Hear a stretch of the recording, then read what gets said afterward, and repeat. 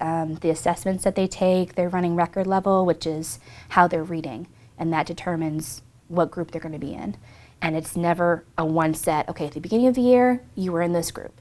We've changed our groups so many times this school year just to, as kids grow, we move them along in the process, and they go to the next group higher, the next group higher, until they're on grade level, theoretically. So it's a lot of moving, a lot of judgment, not only through data, but we can tell a kid, might be on grade level, but they're not performing like they should.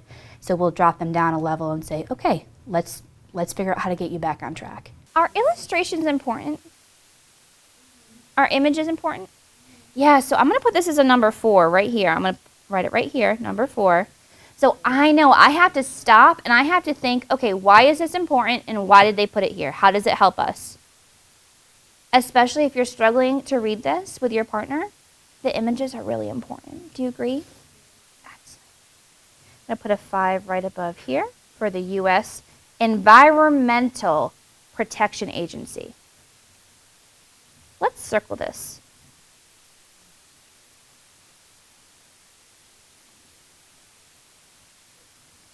Yeah, that is a really big name. That's why they gave it the EPA. So every time you see EPA, it's the U.S. Environmental Protection Agency. What do you think they might do? Do we know some of those words? What's the environment? Let's break that down. Environment. What's the environment? Gavin? It's like the surface we're on, like the surface. Yeah, the surface we're on, our Earth. Yeah, the world around us, our environment. Very good.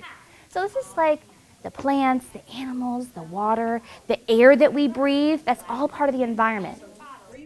We can see with test results how the kids are really growing. My small group they're really excited, and they're getting things on their level as well as the regular standards. And so they're understanding those things a little bit better because I kind of help them with them.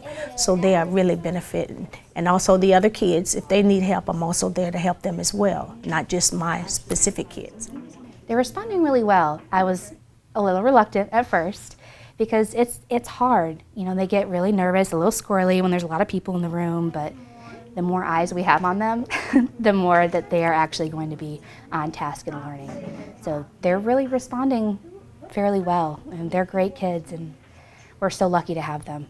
And I'm lucky to have all the other extra adults in here to be able to help because I've never had that before. It's more easier with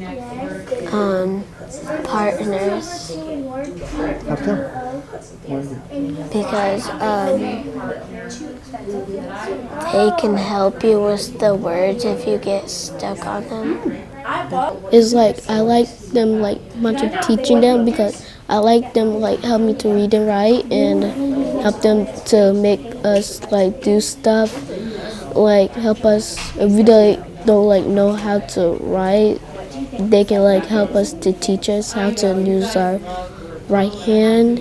When I'm with the one teacher, her, and then when I would come with Miss Clark, I'm ready to do it.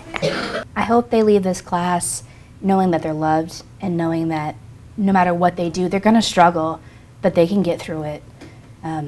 These kids are my heart. I never knew I could love such a group of kids so much because they struggle, but they always give their best, and that's all any teacher can ever ask of them. So hopefully they move on and take that determination with them and that love of learning with them as they go.